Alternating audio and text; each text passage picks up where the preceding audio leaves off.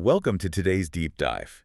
We've actually got a highly customized analysis put together specifically for you today. We do, and it's a really interesting one. Yeah, we are setting out to do a total comprehensive look at TOST Inc. Ticker symbol TOST for those following along. Right, TOST. And we really want to determine if it's a compelling investment at its current valuation. So to do this right, we've pulled together a pretty massive stack of sources. Oh, yeah. We went deep on the filings for this. We did. We've got their December 2025 Form 10-K, the transcript from their Q4 2025 earnings call, and those recent presentations from the Morgan Stanley Technology Conference. Which were incredibly revealing, honestly. Totally. And then to gauge the market sentiment and the actual valuation, we've brought in research from the Motley Fool, institutional ownership data from MarketBeat, and we're also looking at the technical indicators and analyst forecasts from investing.com and stock analysis. It's a lot of data to synthesize. It is. Okay, let's unpack this. I mean, it is a truly critical time to examine this company, especially because they are sitting right at this intersection of finally transitioning to GAAP profitability while at the exact same time navigating some pretty noticeable supply chain turbulence. Yeah, there's definitely some friction there. Right. But when you evaluate Toast, I think it really helps if you can look past the actual hardware sitting on the counter.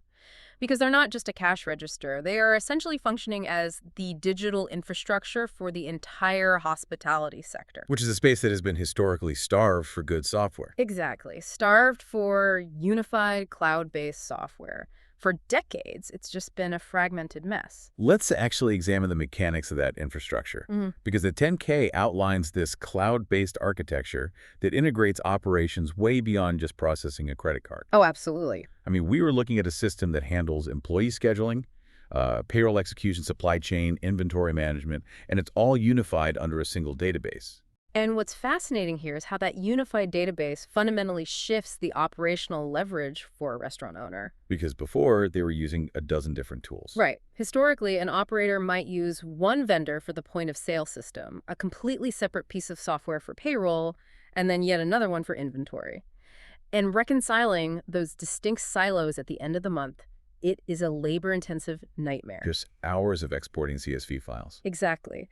So by consolidating those functions into one platform, Toast creates just massive operational efficiencies. They also heavily highlight their hardware durability in these filings. Like, they constantly emphasize these custom-built, drop-proof, spill-proof Android devices. Which you need in a commercial kitchen. Right. But, from an investment perspective, hardware durability alone doesn't really build a competitive moat. Yeah. I am honestly way more intrigued by features like their offline POS capability. That is a game changer.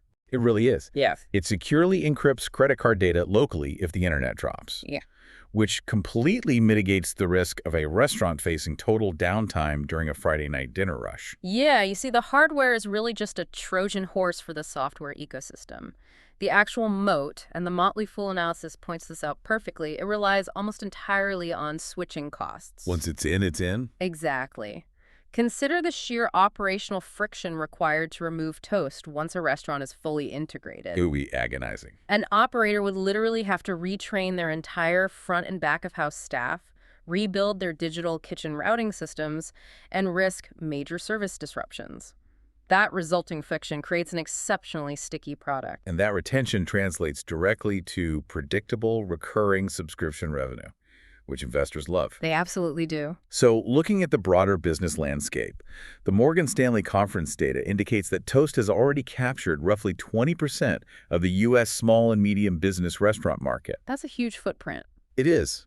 However, what's interesting is they aren't necessarily locked in this zero-sum battle with modern competitors like Square or Clover every single time they pitch. No, they're really not. They are primarily displacing legacy on-premise systems. We're talking about companies like NCR or Micros. The old clunky machines. Exactly. Those older architectures require physical servers sitting in a hot back closet somewhere, and they just fundamentally lack the API flexibility to integrate with modern delivery platforms like Uber Eats or to handle dynamic pricing algorithms. So Toast is basically capitalizing on an industry-wide transition toward modern cloud architecture. Precisely. Let's evaluate whether that transition is actually manifesting on the balance sheet. Because the 2025 report card is out and the numbers are massive, they are now operating in 164,000 locations. Which is a 22% year-over-year increase. Right. And through that network, they processed $195 billion in gross payment volume. Billion, with a B. Yeah, $195 billion. It's staggering. Those scale metrics absolutely established their footprint. But the Q4 earnings call revealed an even more significant inflection point, because for years, Toast operated under that classic SaaS model. Burn cash to grab market share. Exactly, operating at a loss just to acquire customers. But in 2025, they finally achieved a GAAP net income of $342 million. That's a huge milestone. It's massive, and simultaneously, their annualized recurring revenue, their ARR, crossed the $2 billion threshold. Transitioning from cash-burning growth to actual certified profitability is such a critical hurdle for any tech company. It completely changes the investment thesis. It does. But we need to look at whether they can actually sustain that momentum. During the earnings call, CFO Elena Gomez provided some really strong guidance. She guided for 20 to 22% recurring gross profit growth for 2026. That is very aggressive growth for a company already at this scale. Right, and alongside that, they projected an adjusted EBITDA of $775 million to $795 million.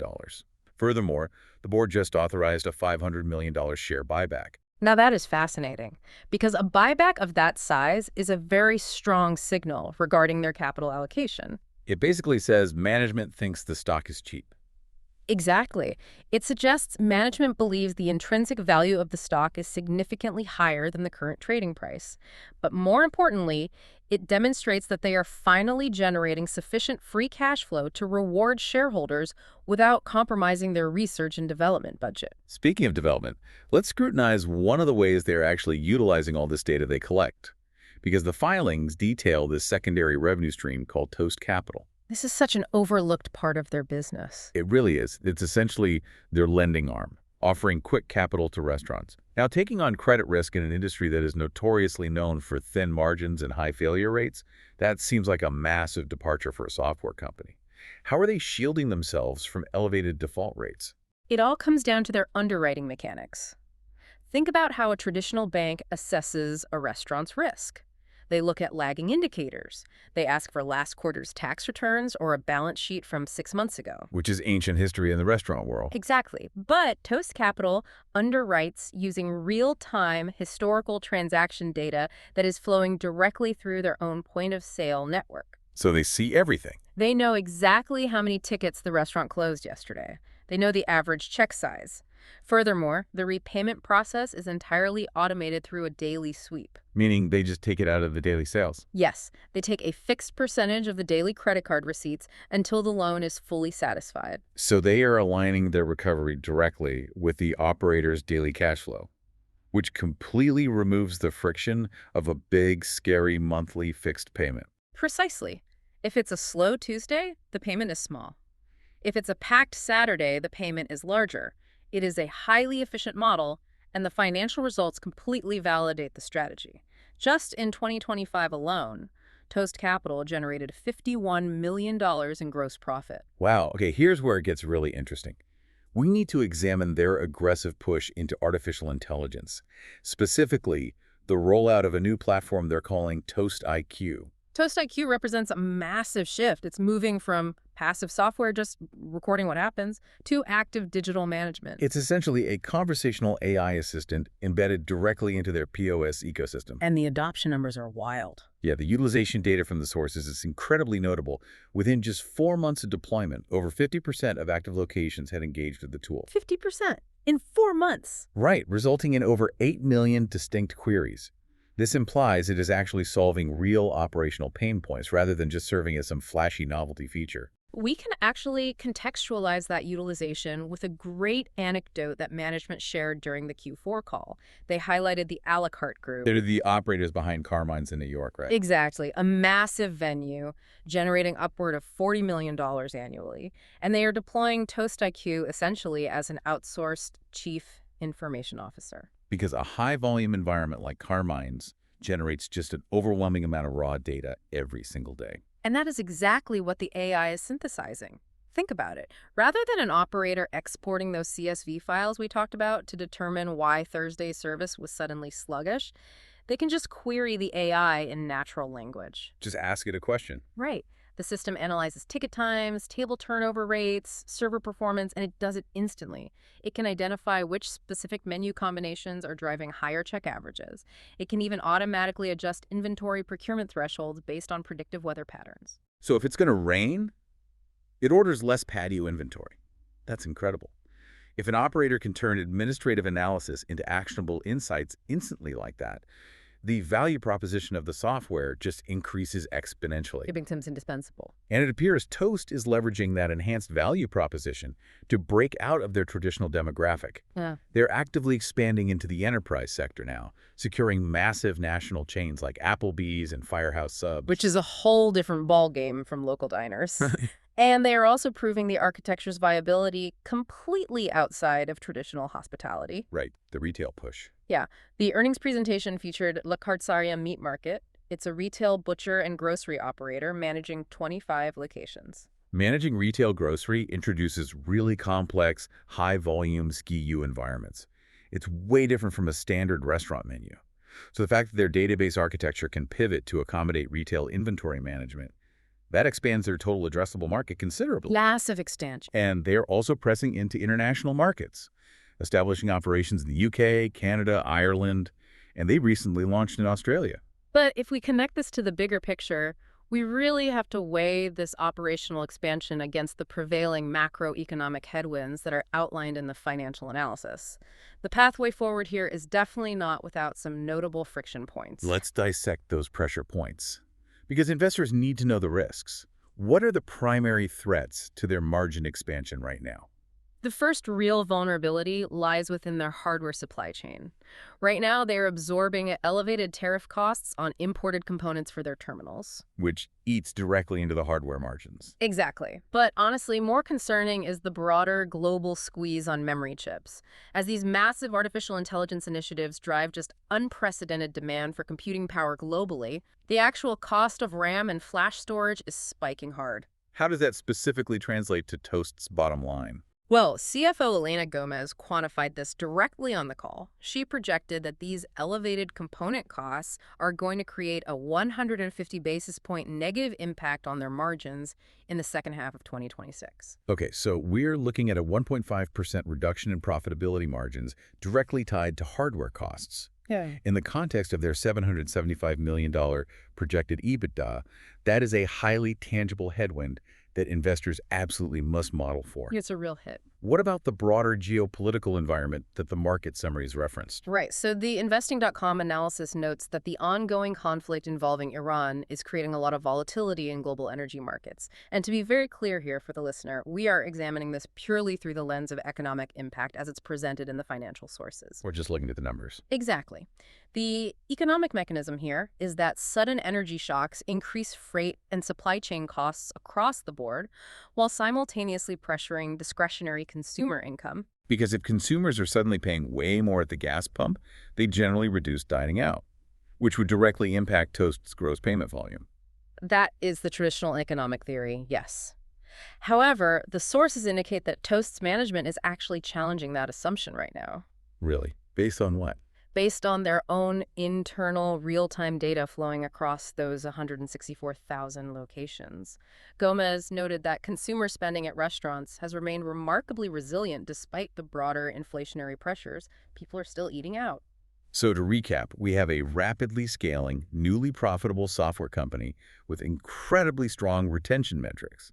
But they're facing tangible, yet potentially manageable, supply chain and margin pressures. Let's bring this all back to the central thesis for you, the listener. Based on the current valuation, is TOST a sound investment today? The million-dollar question. The stock is currently trading right near $28.90. And the data we have presents a fascinating dichotomy between Wall Street fundamentals and short-term technical indicators. It is a classic divergence. We have very deep institutional conviction directly clashing with negative momentum on the trading charts. Let's lay out the fundamental bull case first. According to stock analysis, the consensus among 22 top Wall Street analysts is overwhelmingly a buy. Which is rare to see such strong consensus. It is. The aggregate price target sits at $41.82. From the current level of 28.90, that implies a massive potential upside of approximately 45%. 45% upside is huge. And furthermore, market beat data shows institutional ownership at nearly 83%, with $5.67 billion in institutional capital acquiring shares just over the trailing 12 months. That level of institutional backing is telling. It suggests that large asset managers are looking right past that 150 basis point margin hit, and they are focusing entirely on the long-term cash flow generation of a deeply embedded SaaS platform.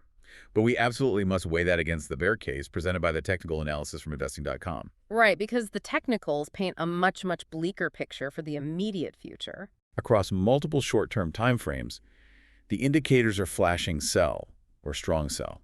We can look at the specific mechanics driving those signals. The 50-day simple moving average is currently sitting at $29.01. Because the current price is lingering just below that average, technical traders view that $29 level as a strict resistance ceiling. It just can't break through. Exactly. Additionally, the MACD, or moving average convergence divergence, which measures the strength and direction of a pricing trend, is registering at negative BPO 0.04. That negative reading strongly suggests downward momentum is currently in control of the stock. The sources also highlight some qualitative data regarding retail investor sentiment. Forum discussions reflect clear frustration over insider selling, which a lot of retail investors perceive as a lack of executive confidence. It is so important to contextualize insider selling, as the Motley Fool analysis often does. We really have to differentiate between executives liquidating shares out of panic because the fundamentals are deteriorating versus routine selling executed through pre-scheduled 10b5-1 plans. Right, the automatic sales. Exactly. These plans automatically trigger sales for tax purposes or portfolio diversification after stock options vest. Given the company's recent transition to massive profitability, the selling is far more likely the latter. Though, it undeniably creates short-term downward pressure on the stock price, which definitely frustrates the retail momentum traders. So the technical charts suggest further downside, while the fundamental business metrics and the Wall Street analysts point to significant upside. How does an investor reconcile those conflicting signals? The Motley Fool analysis actually provides a distinct strategic framework for this exact scenario. What's their take? Their approach centers entirely on treating the company as a long-term compounder rather than a short-term trading vehicle. They explicitly advise against trying to trade the daily chart fluctuations. Just ignore the noise. Basically, yes. Yes. Their thesis is that short-term volatility driven by macroeconomic headlines or temporary chip shortages, that's just noise. The underlying asset here is a sticky, recurring revenue business. So their recommended strategy is to, quote, average in on pullbacks. So when technical weakness or supply chain fears drive the price down, you buy. You use that compression to accumulate a position over time. You are ultimately purchasing the underlying business model, not the immediate trajectory of the stock chart. And structurally, this business has successfully navigated the most difficult transition in the software lifecycle. They moved from a cash-burning startup to a highly profitable enterprise platform. So what does this all mean for you? The decision regarding TOST relies heavily on your specific investment horizon. If your strategy relies on short-term technical momentum, well, the immediate chart indicators show weakness, and the stock is facing tangible resistance. Very true. However, if you are deploying capital with a multi-year outlook, the question becomes whether you want to own a profitable, highly retentive SaaS platform that absolutely dominates its sector, despite some short-term margin pressures from hardware costs. And honestly, this raises a much larger, almost philosophical question, one that extends way beyond the immediate financial modeling and touches on the long-term evolution of the entire hospitality sector. Okay, I am listening. We discussed Toast IQ functioning as a digital assistant today, right? Yeah, answering questions about Thursday's sales. Right. However, management's stated trajectory is to advance these AI models to fully automate complex functions. We're talking dynamic marketing campaigns, predictive inventory procurement, optimized labor scheduling without human input. Taking the human out of the loop. Exactly. If that architecture is fully realized, does Toast eventually cease to be categorized merely as a software tool? We have to consider what happens to the valuation of this company when their platform effectively transitions into the general manager of the restaurant, Wow. executing operational decisions with more precision and efficiency, and frankly at a lower cost than a human counterpart ever could. It completely redefines what we are actually valuing when we look at this stock. That is a fascinating thought to end on. Thank you so much for joining us for this deep dive into the underlying mechanics, the financial realities, and the strategic future of Toast. We hope this analysis helps you cut through the market noise. Until next time, stay curious.